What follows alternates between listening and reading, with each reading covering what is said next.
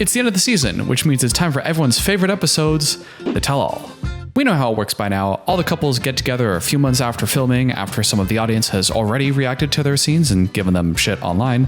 And although they claim it's kind of a recap or where are we now sort of episode, but really it's more of an opportunity for the cast members to say that everyone else is more toxic than they are.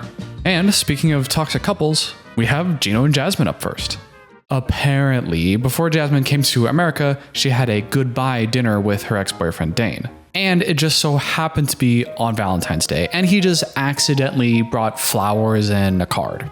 Gino was obviously hurt and surprised by this, and it's like, yo, what are you doing? Like, you're still hanging out with your ex? You didn't tell me? That hurts me. Do you not care about my feelings? Although Gino, and it seems like everyone else on the cast, has a problem with Jasmine's behavior here, for some reason, although I think I know the reason that I'll get to later, Jasmine totally rejects any responsibility and says, well, I should be allowed to have friends. Well, what are you going to control who I'm friends with? She says, well, I've been feeling lonely and rejected with our problems with our sex life, and I needed some reassurance from a man and someone who knows me, so I'm going to go to my ex to seek reassurance about how attractive I am and how I'm good enough in that way. And because he's just a friend, then I should be able to do whatever I want, and I don't really care what Gino thinks.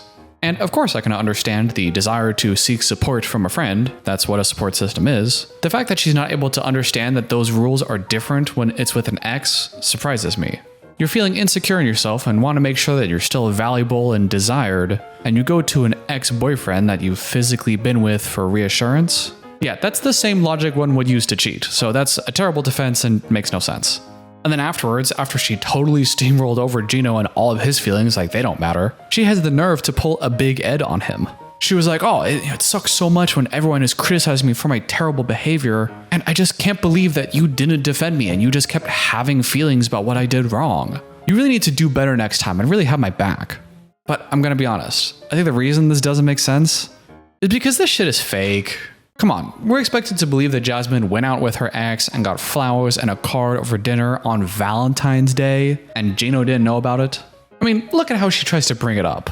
I'll be very honest because I choose to be honest, and I know you're gonna get mad, but I know that I was coming to America, and I don't know when I'm gonna go back to Panama again, and I didn't know if I will ever see Dan again. Are you kidding? And he proposed a goodbye dinner.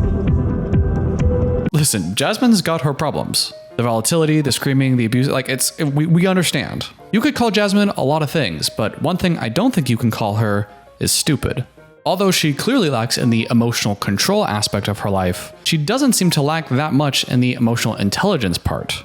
Yes, she can get triggered and fly off the handle and be incredibly unreasonable, but when she's not triggered, she's usually pretty open-minded and willing to talk about things. So to see her now double down on the behavior, completely disregard Gino, and even talk extra dirty about sex stuff and just be really crude in general, that's really shocking and dramatic for TV, it doesn't really seem to fit the Jasmine mold, unless this was just totally done up to be dramatic for TV.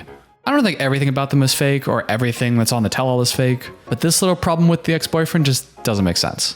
Then we have Statler and Dempsey, and I don't know about you all, but can we just please stop with all the sex stuff?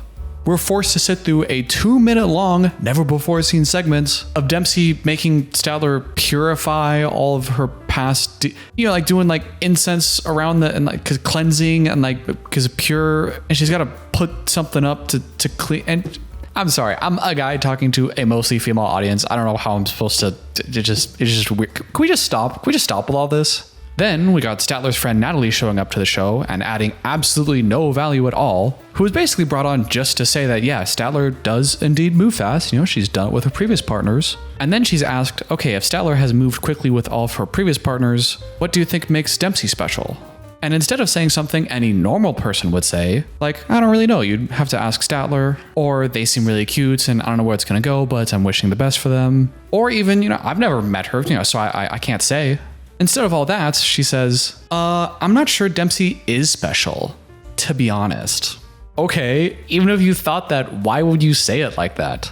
So after this random girl just said, you ain't shit, Dempsey's asked what she thinks about this opinion, like anyone in the world is gonna react positively to it, and says, you know what, I don't give a shit. She can take her opinion and shove it. Those are my words. She said it a bit nicer than that. And then the friend, has the audacity to say, whoa, Dempsey, that was a little aggressive. Yeah, I'm just so supportive of Statler. I would like to think my opinion matters. Yeah, but you don't have an opinion. You don't know Dempsey. You don't know anything about the relationship. All you can say is, well, I've never met her before. I don't know what they're like. So, I don't really know. But instead of having a non-opinion, which is really the truth, she tries to have a negative opinion and then is surprised when Dempsey tells her to go shove it. Then they chat some more. It's not that interesting. And then the friend makes her a little love speech about how, she just cares so much about her friend and she's a great person and, like they always do. And sometimes that kind of speech feels forced. But you can tell this one was legit because you can actually see the heart coming out of her chest. In other news, Meisha and Nicola, they finally got their annulment, so they can finally get married. Pretty quickly, the conversation turns to how they're going to consummate the marriage, because of course it does. And I'm not going to talk about that at all, but I will give you this amazing impression from Riley. He's going to be like this, oh, Meisha, I love you, Meisha. But then they bring on Misha's 2 teenage daughters and ask them how they would feel about possibly having Nikola come over and be their stepdad.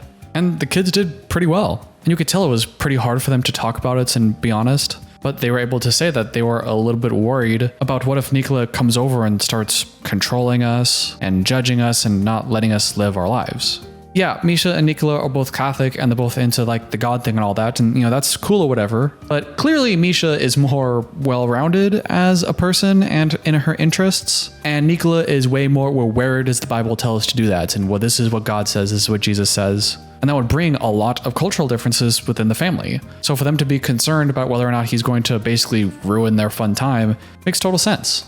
Nikola says that when he comes over that he's going to defer the household rules sort of thing to Meisha because she's already been there, she's been making the rules, and that he wouldn't come in and interfere with that, which is a nice thing to say. But then he goes on a tirade about how the Bible says, a man is supposed to be a man and I have to show her that I am a man and she has to respect me. And, then he starts talking about, sex is between a man and a woman and, today, men become women and women become men, and goes on a bit of a tirade exactly how you would expect someone with his religious background to do it. And he's talking about how women become man and man become woman. And Cleo is right there. Maybe you could acknowledge that or say that you're cool or, any kind of like that. But, there was nothing. And I'm not laughing at him. I mean, it's exactly what you would expect. It's within his religious code. But it was pretty funny to see the B-roll shots of like the kids and other people. Everyone just kind of like rolling their eyes like, oh my God, you're really doing this, bro. Statler's fake vomiting and everyone's like, we get it, man. But like, dude, 2023, recording in New York, American audience. Then everyone puts in their 2 cents about religious ideals versus more modern ideals. But I think it can all be pretty well summarized by Statler of all people, who says this. 100% be with a Catholic dude, just one that treats you well and is emotionally intelligent and doesn't freak out every time you cry or have an emotion.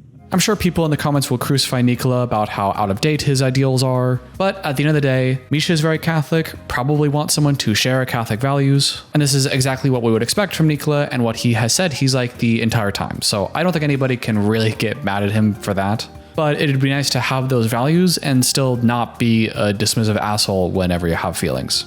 That's Meisha and Nicola, and before we go, I did want to give some honorable mentions. Christian tells the camera that he suspects that the rest of the cast view her as a boozy charmer, which he disagrees with. Booze hound, charmer, playboy, and that's just not the truth. Yeah, I think we would disagree with that too, just not the booze part, maybe the charmer part.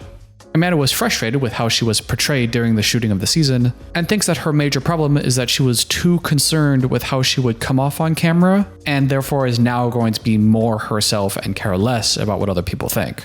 And while I understand the impulse to say, well, you know what, if I'm going to get hate no matter what, then screw it, I'm just going to be myself. It does make you think, so all that stuff we saw where you looked really mean and kind of toxic, that was you when you were trying to look good to the camera? The show is out now, so you know how you were portrayed, and that's the conclusion you came away with? That you were just too concerned with how you came off? Riley and Violet talked a little bit about the pregnancy thing from last episode, and I don't know who is still believing Violet at this point.